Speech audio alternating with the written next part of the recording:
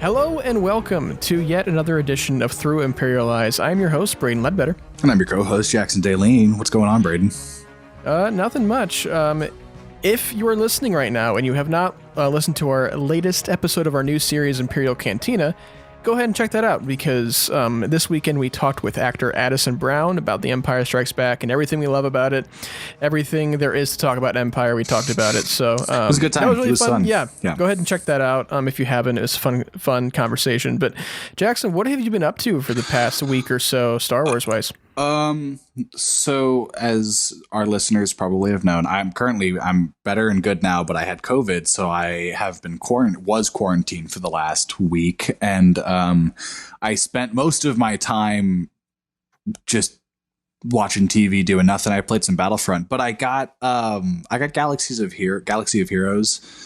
Oh yeah, and the mobile app, and it's fun. It's essentially just character grinding. That's all it is. It's collect them all and get them to the highest level, but like each like it does it with turn-based combat, and it's very basic. Just, you know, like there's like 4 to 5 different things that you can do until your energy runs out, but if you circulate them like well enough, you could just kind of keep grinding for hours. And that's essentially what I did. Was just me and the girlfriend were both on our iPads watching, you know, TV, and I just was grinding characters and just leveling up, and just she'd be like, "What are you doing?" I'm like, "I don't really know." I'd be like, "I'm trying to get this clone to level 42 so I can fight this guy," you know. So that's how I am with all like mobile games. Is I don't know what I'm doing. Yeah, and like I was like, I'll probably play this for. I haven't really touched it since out of quarantine, but I'm also like sitting there at work thinking like, "Oh, my Poe Dameron's a little low leveled. I should probably." I was like, I should probably get his gear up so I can get it good. So intrusive thoughts. Yeah, right. It's fun. It's whatever. It's cool. So what about you?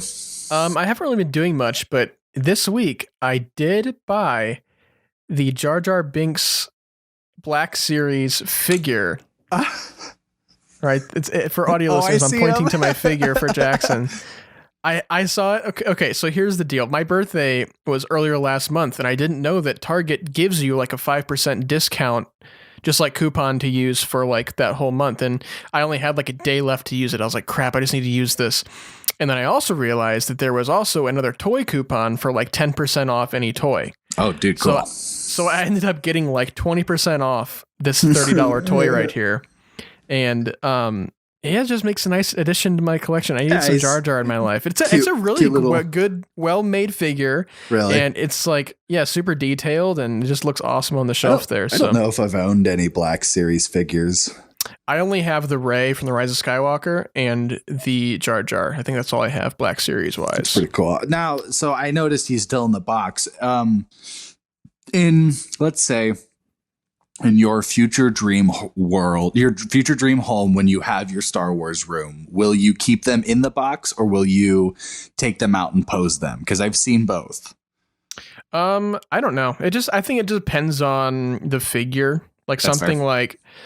like Jar Jar is probably something I would take out just because. Yeah, like if it's obviously rare and like gonna be worth something, I won't take it out. But like I'll probably pose, and if I've got cool figures I can put together and whatnot. Yeah. Speaking of Star Wars toys, we have to give our friend JJ a big old shout out for hooking up the show with some Star Wars models that we could build. I got a Yoda 1/16th model from, I forget what the company is, Bandai, but they're really cool. And have you started building yours yet? No, actually, I'm keeping mine in my box, and it's currently stored away in a closet, just because, like, I don't know, we're gonna get a new house, we're gonna move here eventually, and I'll probably have a bigger area that I can just, you know, put together. I don't really have the space or room to like have a collection area, so I plan for that, and once I have that, then I will build it. And for mine, it was I don't know the exact size, but it's a TIE Striker plastic model, like an airplane model, but it's, you know, the TIE Strikers from Rogue One, you know, the slanted two wing TIE fighters that were stationed on Scarif. It's pretty cool. So I'm excited to build it. Yeah, I definitely think it'll be Yeah. It'll be fun. Well, thank you, JJ, for that, friend of the show. We don't have very many news stories this week, so we'll kind of get through those. What is the first story we got? So this is kind of I'll say this is the big one. The other news later is a little bit, at least it caught me by surprise, but yeah. It's cool to talk about and cool little information of what happened. The Saturn Award nominations came out, which are the sci-fi award ceremony and whatnot for movies and TV and all that. And Star Wars: The Rise of Skywalker was nominated 12 times. Yeah. That's pretty cool. That's a good amount. That's at least something proud to say, like, you got nominated for that amount for something, even if they don't win. But I'll do a quick read through of what they were nominated for, and then we can just kind of have like a general discussion. Yeah. So Best Actress, Daisy Ridley was nominated. For Best Supporting Actor, Adam Driver and Ian McDiarmid were nominated. Best Director, J.J. Abrams. Best Screenplay, Abrams and Chris Terrio. Best Editing, Best Editing, which is Marianne Brandon and Stefan Group. Best Production Design, Rick Carter and Kevin Jenkins. Best Film Composer, John Williams, obviously, God. Best Film Costume, Michael Kaplan. Best Film Makeup, Amanda Knight and Neil Scanlan. Sorry, I wanted to Scanlan.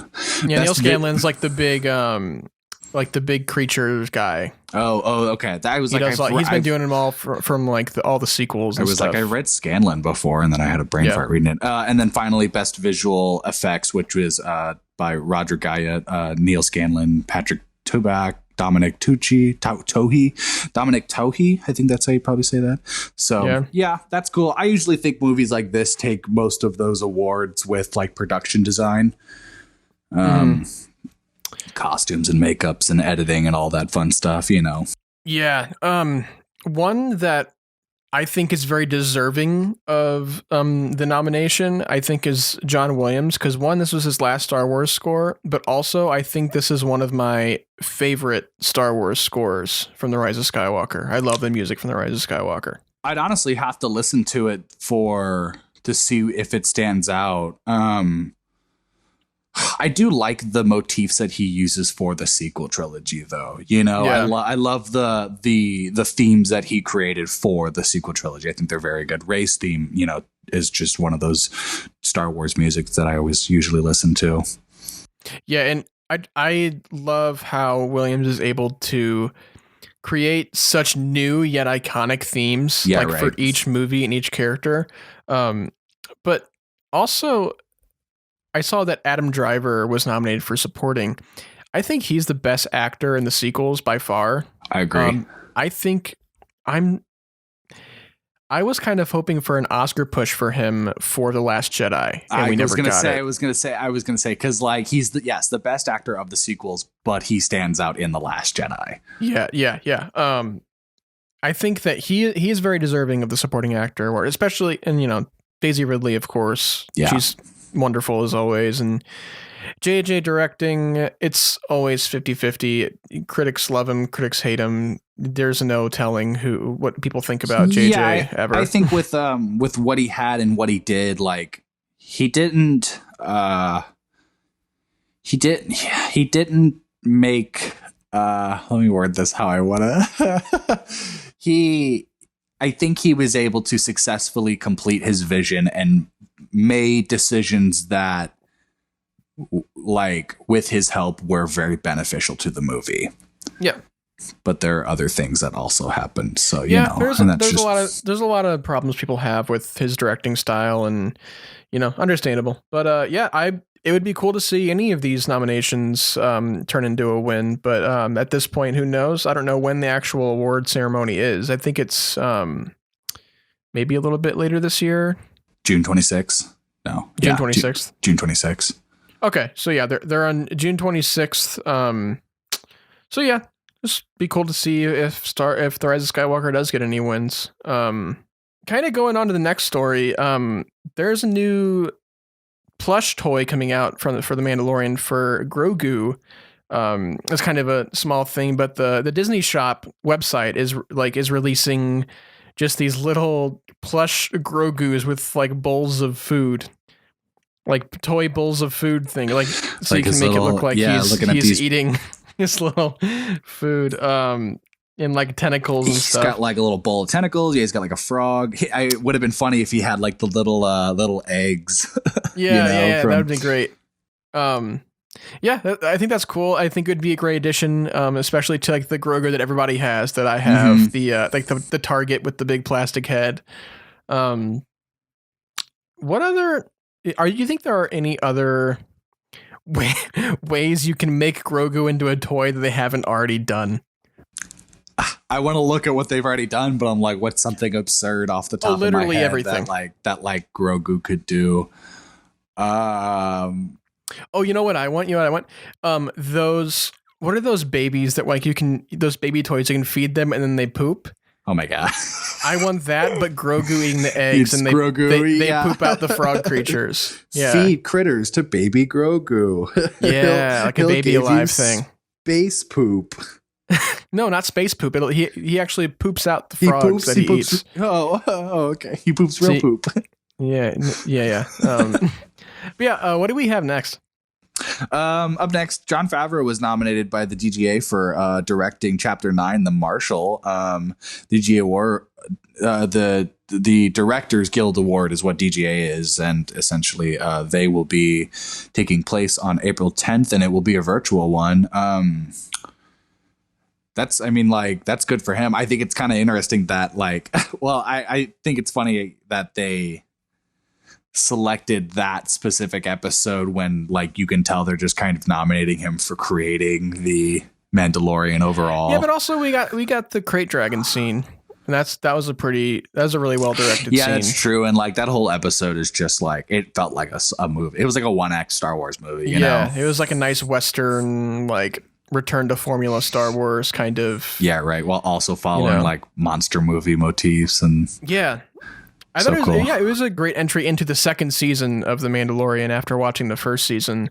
But yeah, I think well deserved. I don't know who he's up against. I didn't look at the nominations. I didn't either. But yeah, I mean, it'd be cool if Star Wars got some more of those kind of awards. I definitely think that there are a lot of episodes in season 2 that either are overhyped or way underhyped. I just think season 2 itself is really good. And I think it's kind of interesting that a lot of people on social media are turning it to sound like it's this big, dumb, lazy written season. But I guess it's people don't like cameos. I guess people don't like special, familiar faces. And people also, I don't know, they don't like when things feel when they don't feel epic in scale, and they don't feel like there's a big cameo coming or there's a big, something coming.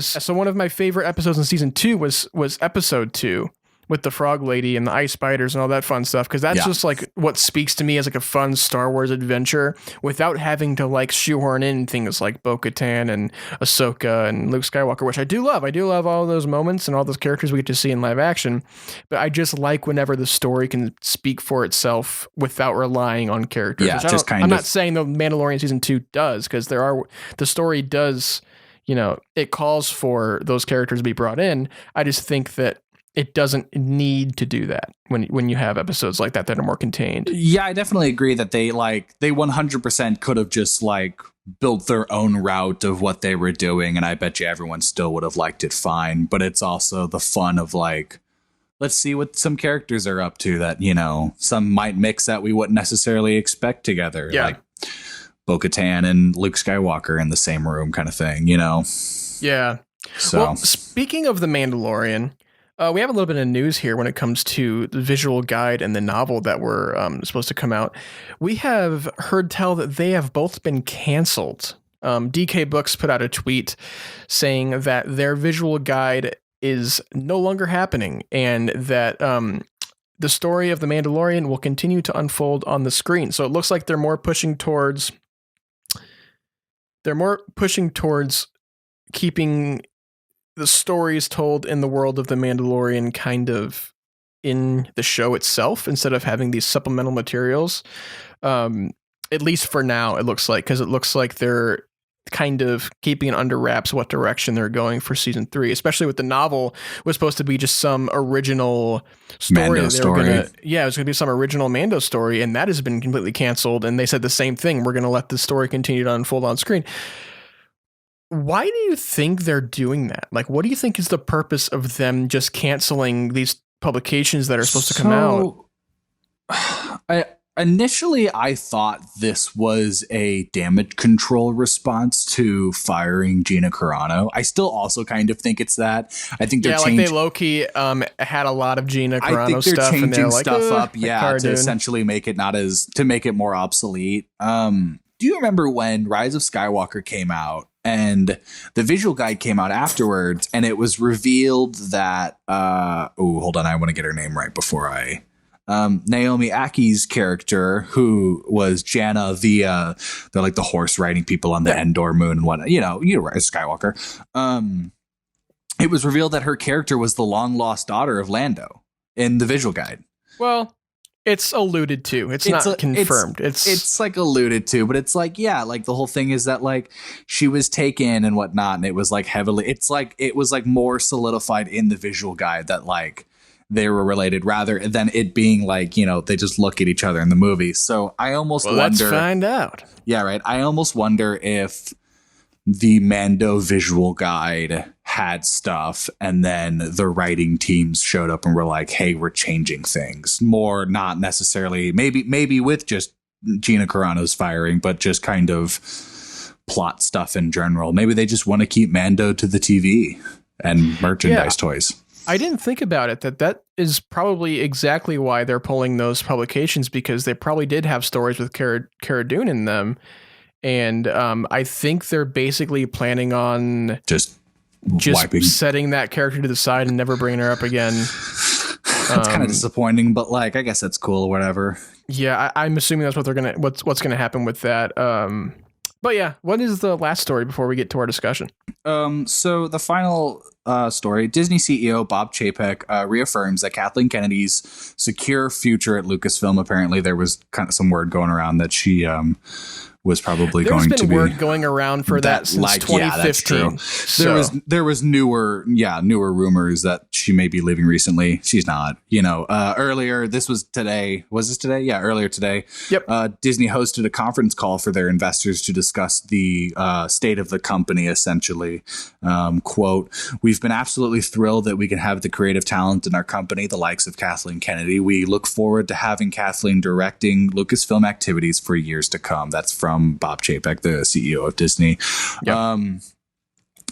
I definitely think, Kathleen Kennedy's been around forever. Kathleen Kennedy's been on some big projects too. I don't think people realize the experience and power and like just experience is really the main word I wanted to use that Kathleen has. And I think a lot of people hold ill will towards her just because of the decisions that came from the sequel trilogy. But I also think that because of that response and those decisions, they are now focusing their work in a direction that I want to reword this. Sorry, I'm rambling on.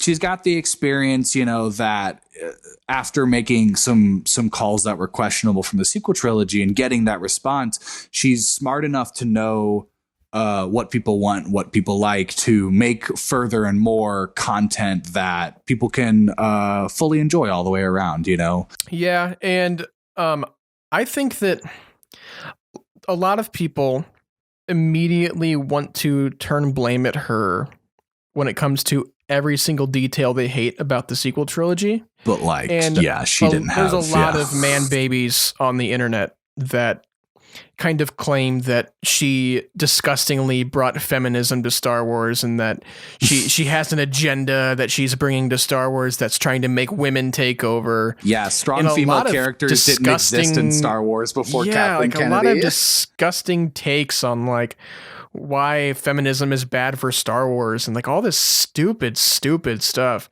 I've never been one to campaign for her being fired or her being let go. And people were bringing up that her contract was I think it was like last year, her contract only went up until like 2019 or 2020, and people were like, "Ooh, they're finally gonna get Kevin Feige to take over Star Wars. Here we go." And obviously, that never happened. She renewed her contract, and I think she's a fantastic producer. She I will agree. go down in the Hall of Fame of some of the best film producers of all time. She, all the Amblin stuff she's produced and all the stuff she's done for Spielberg and like almost every great blockbuster you can think of, Kathleen Kennedy's name is in there somewhere. Yeah, right. So she's just so good at making and producing well-received and very, aside from, the controversial and divisive Star Wars sequels, you can't deny that they've all made $1 billion. Like every single Star Wars movie besides Solo that has come out has made $1 billion.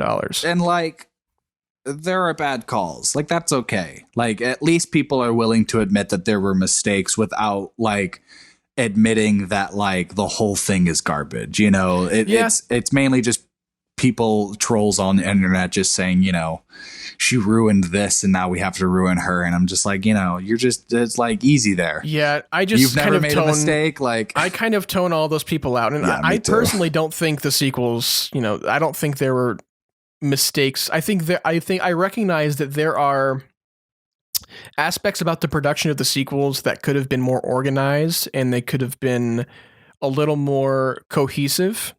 But I also think that the stories that were able to be told in the sequels is something that I personally connect with and something that I really like. But I can see why people, have very, very much ill will towards the sequels. But that's just how things go. It's not worth hating over. Yeah, and it's not worth trying to get the person who's responsible for bringing so many great Star Wars things back. Yeah. And I think there's a lot to look forward to when it comes to Star Wars. Of course, we talk about it almost every episode, how much new Star Wars we're getting and how many opportunities for storytelling and great stories. And people just don't assume that that's Kathleen Kennedy making most of those big decisions and finalizing those. Everyone talks about hating Kathleen Kennedy as if she didn't have anything to do with making the Mandalorian that everybody loves. Yeah, right. Yeah, so absolutely. I think that's all that conversation is silly. And I think, I'm glad that she'll be on for however long Disney will keep her on. So, yeah, I completely agree. And I'm excited to see what more we will come from her in the future, Yeah, for sure. So, well, we kind of wanted to move on just since there wasn't a lot of news this week again.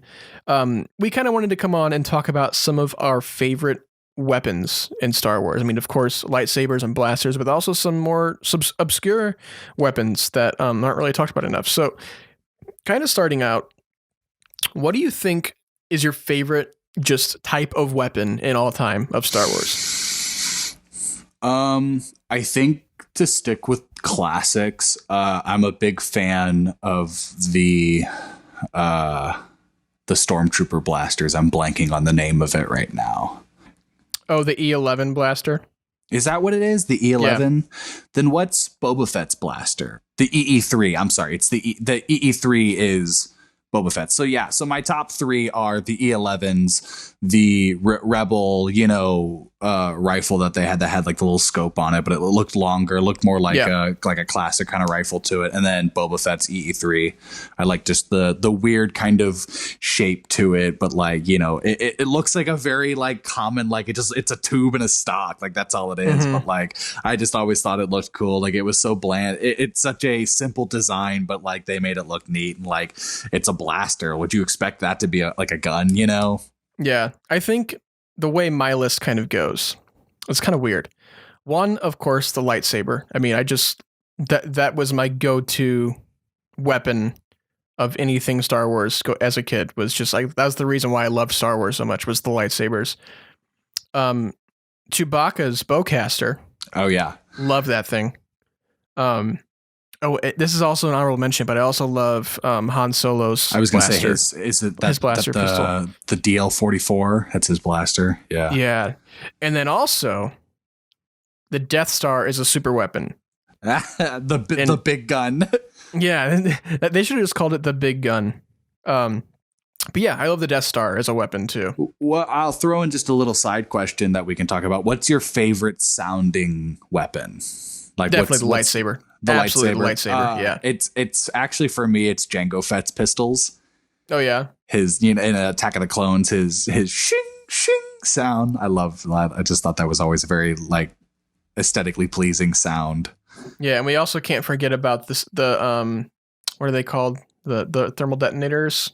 Yeah, the grenades. The clicking sounds. I had a toy from Disney World that was a hot potato thermal detonator, and you slid up on the thing, and it started beeping down at you, and you play hot potato till it exploded. Nice. Yeah, it was a good time. You can only play it once. No, I'm kidding. Because it explodes and everybody dies. Explodes. Yeah, right. But speaking of kind of lightsabers, whose lightsaber do you think is whose lightsaber hilt we'll start out with is your favorite? Besides the obvious of Obi-Wan's, and I guess I'll briefly talk about it. I like I always like the like hilt and, blade emitter style of, that thinner neck, but it kind of flattens out on top. Mm-hmm. I always thought that kind of looked cool, how like the blade emerged from this like seemingly flat top looking saber. As it comes to, yeah, definitely Obi-Wan's as well. I like Mace Windu's. I was like just how Mace Windu's looked. The gold and yeah. My favorite story of a lightsaber hilt is Palpatine's, because the reason they're covered in gold is because Jedi Masters, when they become masters, they put gold or bronze on their lightsabers to deem that they're masters. So Palpatine just covered his in gold and was just like Mace also had, and Yoda has no gold on his lightsaber, but Mace does. And I think that's really cool how like that also is kind of hinting, the fact that he has the amethyst crystal and also the gold on it, it kind of like signifies that he is kind of tapping into the dark. But I think it changes every single time I think about it. I like a lot of them. That's the problem. Yeah, I think my number one my go-to is the classic Luke / Anakin / Rey saber. The Skywalker one. Just the classic Skywalker saber. I just think it's so like just the meaning behind it and the story behind even like the behind the scenes of making it, how it's just like that camera flash remote control. And yeah, it's just like, and it was always the most comfortable to hold in my hand whenever I was a kid. But I also love the Qui-Gon Jinn saber. Hilt, only because it's so not Star Wars. Like that lightsaber hilt. Well, it's like a very like basic design. Like, yeah, it's just and it's kind of weird because like it's mostly black. Yeah. With just like that metal kind of, like bend surrounding it. Yeah. I really like the Empire Age, the Rebels Maul lightsaber, where it's half Savage Opresses and the other half is an Inquisitor blade that he took and he uses it as a cane. Love that. I always thought that was really cool. Yeah, and then of course I love Kylo Ren's cross guard saber. I think that's probably the best designed lightsaber. Yeah. Just creatively, like at least just like the blade and sound design of it. And with all like the wires and stuff coming out of it. Nothing I've never seen or thought of before. It makes it look like somebody like on Mythbusters made a lightsaber or something. Yeah, right. Like an actual real world lightsaber. Yeah. Another one I think is cool is Kanan Jarrus's. I love how he clicks them together and it looks like a katana hilt. Yeah. I love Ahsoka's sabers too. I love Ahsoka's white sabers, the curved style that she has. Those are cool. Yeah, very Asian influence. Kurosawa, classic George Lucas. Yeah, I'm trying to think if there's any other. Obi-Wan's Attack of the Clones hilt with the little ball, like the knob on the bottom. Yeah. That one's a good one. Ezra Bridgers, I'm on a Rebels. That's where I'm thinking his first 2 seasons, the gun. That was. The blaster I'm sorry. saber. I'm Do you think it sorry. was stupid? I thought that was dumb, and I'm glad that they only let him have that for like 2 seasons. I'm glad that they like didn't let him keep it for a while, but I always thought it was fun. It was a very Ezra move of like he just makeshift this lightsaber blaster thing that probably was going to blow up in his hand at some point. That was also, I think, Filoni and that whole animation team's idea of like revolutionizing another style of lightsaber, and it didn't catch on, so it's kind of like took it away. They're like, all right, we'll just give him a green one. Yeah. What are some other just weapons in Star Wars that are kind of obscure no one really talks about? I think the Genosin blasters. Yeah. Those like the like you're a big blaster things. guy, aren't you? I am a big blaster guy. I think the sound design of them are really cool, and I just always think it's cool seeing what each planet blaster holds, because like a lot of them maybe just be normal and shoot red, blue, or green lasers from them, but like the looks and like the designs and the sleekness and like the sound design is obviously the big thing from it. So yeah, I just always like blasters. Yeah, and I like how we never really saw this in a Star Wars movie or anything, but in The Mandalorian, how Din in season 2, in that Bill Burr episode, he runs out of ammo, like laser charge, and that's the first time we really see. Does he really? I think a character. Yeah, you don't remember that? How does it jam, or does he run out of like laser charge? When are you talking? Is he when he's on top of that big like that transport when they're going to? Yeah,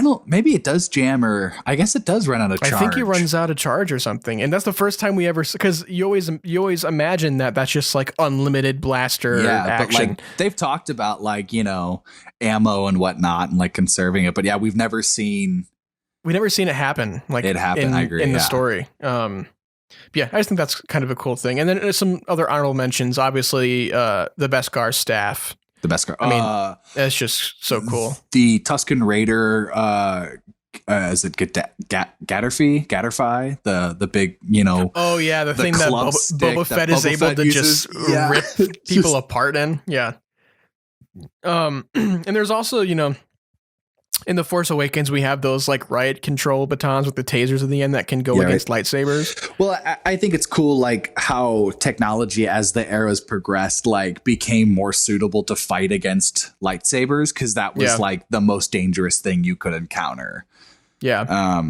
So I like how like the precursor, like the General Grievous's his Magna Guard droids that had the electro staffs. Electro staffs. Yeah, those are I always love the sound design. I of was those. about to say, yeah, those were really cool to listen to. Yeah. Yeah, I can't really think of any other that we haven't covered that isn't in some obscure Star Wars comic that I haven't read. I guess just kind of the class, like the simple like cycle rifles, just the simple rifles that they have, or those one weird blasters they have in the Phantom Menace that all those people in the capital of the Theed City have. Oh, they look all weird. They look like so thin. Oh, I know it. Yeah, like the Naboo style. Yeah, those are weird. I was like the little scout trooper pistols that they had. Yeah. I had tons of toys of those little hand pistols that they had. Yeah. Well, I think cool. we can move on to questions. We had a couple this week. We reached out, and also, if you want to be part of the show and you want to ask us questions, please do. We talk about them again every Thursday whenever we request them. So yeah, our first question comes from Twitter at Barnyard Bernard, our friend Thomas, and they say, roughly how much goo can Jar Jar Binks ingest in 1 hour? What is the question that everybody is asking? What does that even mean? What? Now hold on. I want to establish what goo. What goo? What goo? Just, your run of the line goo. Just, average common goo, which is not just basic. Now, like trash goo, is it like edible goo? Because it's Star Wars, there could be edible goo. Like it's a meal, Is it like, dude's Jar Jar got to go to the goo buffet and stock up on goo? Yeah, let's just assume Jar Jar walks into the goo buffet. He gets a big old bowl of goo. He buys like a family pack so we can stay there for like 4 hours. And Yeah, you have to pay the buffet hourly a certain amount of credits. He goes in with a whole bag full of credits. And how many bowls of goo? Mr. Roughly Senator, basketball you can't size stay here bowls. for 6 hours and eat all our goo. Like, Yeah. Roughly basketball size bowls of goo. How many do you think he could ingest in 1 hour space time? I'm going to say 17. Because he just inhales. He just inhales those suckers. The dude just crushes He's them. crushing them bowls of goo. No one all can day. eat a bowl of goo like Senator Jar Jar Binks. Ooh, Man, no one makes a bowl of goo like Jar Jar, man. He's got the best goo recipe. You should try it. 17. Yeah, I'll probably sit around that. I'll round up the 20. I think. Why not? I think he can push it to know, like, oh yeah, I'll at least get a good even number with 1 hour. That's incredible. I'm glad we get asked such serious Star Wars pondering questions that we can release theorize about. Have questions that only you and I can answer and build more of the Star Wars universe that they can, take our conversations and make it canon because they listen to us. Yeah, we're gonna have to write the goo buffet a Star Wars story now. Goo Buffet opened by Dexter Jexter and Yaddle. They became business partners. But Yaddle is specifically the dishwasher. Yeah, she owns part of the company, but kept her position as dishwasher. She's the lead dishwasher. Do not discount Yaddle and her dishwashing abilities. The lead goo washer. That's her official title and co-owner. So she has keys to the building. That's horrible. That's the worst thing I think we've ever talked about. I hate here. this. All right, we'll move on. So at Cinema Shakedown, friends of the show, asks, what is the most underappreciated Star Wars film or series? I'll let you take the lead on this one. I'm probably going to give you a serious answer and tell you that it's Star Wars Resistance. Really? I haven't watched it yet. I've only seen like the first 2 seasons, but it's apparently also really good. It apparently follows the same like theme that like it starts out as a kid show and then eventually becomes an adult show. And it's also never in the conversation of whenever people are talking about Star Wars shows or like animated shows. It's never in the conversation. But I've also heard it's got really good character arc. I've heard it's got very interesting and fun villains. And I've heard that it also gives you new and refreshing Star Wars content without it just being, a show that takes place in the sequel era. So yeah, I think it's still going. I don't know if it is or not. I have no clue. I think it might have done 3 seasons and then they just kind of stopped from there. If it isn't still going, then they may have just recently finished. Yeah. Yeah. I kind of have a couple answers. My first one, I think I wouldn't call it underappreciated. I would just call it not enough people give it a chance because people are so caught up in, the Clone Wars and how good the Clone Wars is Rebels. I think a lot more people need to sit down and watch Rebels like they watch the Clone Wars. I agree. And you will find so many amazing Star Wars moments that you won't find anywhere else. The character arcs and the general writing of each episode for Rebels is so good and just progressively grows as the show continues on. Just it gets better and better and better. And it's like they knew everything that they wanted right away, and it was so detailed and so fleshed out. And the character building is so good, and the dynamic between all the characters and the way even the first couple, even like that first pilot, kind of like they had that little movie, like hour long, like the Lothal, whatever it was called. Oh, Spark of Rebellion. Oh, okay, yeah, I know what you're talking about. Yeah.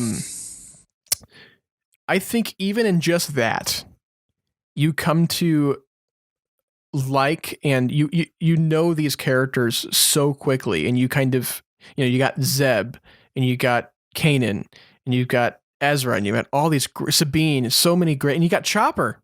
Chopper's so good. He's such an underappreciated droid too. But I think definitely Rebels. And then I think if we're talking movie, we're talking Star Wars films, what do you think is the most underappreciated Star Wars film?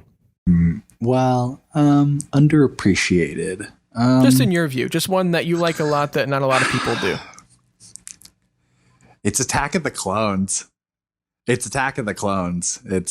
just, I don't know why, but I have grown to actually really like Attack of the Clones, and I just love the life that movie kind of has. Everyone talks about how it's so boring, nothing happens, but like, I love the Anakin and Padme, just bonding scenes that they have, and like, I honestly think the whole mystery that Obi-Wan, that's Obi-Wan's whole thing, is that he's just trying to solve who's trying to kill Padme. And I don't know. Everyone's like, it's so boring, nothing happens, but like Obi-Wan gets a lot done. Like, yeah, Obi-Wan builds, like, helps finish off this army that was being built, and you like, even get that great Geonosis kind of Colosseum Jedi, all-out Jedi war. Yeah, right. Like, that's kind of cool too. Yeah, I think I definitely agree. It's in my lower, like in my ranking, it's a little lower, but that doesn't mean I don't like it. Like, I really do like it a lot. It's not like a crazy bombshell movie. Like, everything that happens isn't like this huge ordeal, but like it's definitely, everything that happens in it is such a, like, it's a really good setup to Revenge of the Sith. Exactly. Like, it's a really good setup to Revenge of the Sith. And like, I don't think people give that enough credit, because they're just like, ew, Attack of the Clones. And you're just like, well, like, the scenes in it, more specifically like Padme and Anakin scenes, are very real to me. They're very, just the scene where they're in the field and they're just kind of talking about the state of politics. Like, everyone's like, ew, like, it's political nonsense, and it's like, George Lucas doesn't know how to write politics. I'm like, George Lucas made up these politics as he's going along. Like, let the man just have like a conversation that he's building in his room about like the state of the world that he's created. Like, I just thought that was cool and interesting, and like, and it's those scenes you're supposed to feel uncomfortable and awkward. Yeah, because they're basically, if you think about it, kind of like two late teens who like low-key like each other, but neither one of them knows how to express it, so they're just like uncomfortable. And one of them's a senator and a queen, and like has much more. They know like their connection is not good. Like, they shouldn't be having this connection, but they do, and they have to, like, they're wrestling with that the whole movie. And I think that the way it's executed can be kind of cringy, but the deeper meaning behind those scenes, I think it works really well. Everyone already knows my answer, movie wise. Obviously, The Last Jedi, I think, is the most underappreciated Star Wars movie, because there are so many people who just think that The Last Jedi ruined Star Wars as a whole, and I could not disagree with anybody who says that more. I could, that's a whole other podcast episode, but I just think that you have to watch The Last Jedi with some heart, and you have to open your heart when watching The Last Jedi, and pay attention to what it's trying to tell you, and pay attention to the themes that Rian Johnson has brought to the table, and how you can apply those themes to your entire view of Star Wars. Like, it changes your view of Star Wars. Yeah, I definitely agree. I think for me, and I think a lot of others too, is I'll admit, initially I wasn't. It's not that I didn't like The Last Jedi when it came out. I didn't know exactly how I felt about it. It challenges you. It does. Yeah, it's definitely, because it throws you, and it subverts all of your expectations of how you think some characters are going to go, or at least just how you think. Like expectations of what a Star Wars movie can be. Yeah, I agree. And over time, I know, I say people as a general term, normal Star Wars fans, not the crazies, fans. Yes, have learned to appreciate The Last Jedi if they didn't already love it, Yeah. And I think, unfortunately, a lot of people went into The Last Jedi wanting to hate it because of their, how they felt about The Force Awakens and how they thought it was a rehash of A New Hope. A lot of people went in like, this is just the sequels. This was going to suck anyway.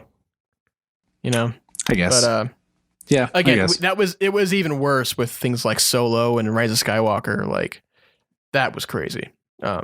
But yeah, I just think that if you're listening right now and you do have a big problem with The Last Jedi and you really don't like it, I challenge you. I challenge you to watch the movie one more time.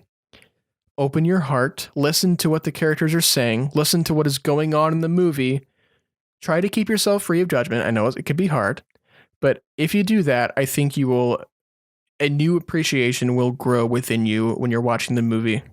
Listen to how the characters were viewed previously, yeah. And that's a little easier to do with some older characters, i.e. Luke and Leia and all that. But yeah. Well, cool. I think that's our show this week. That was fun. Yeah.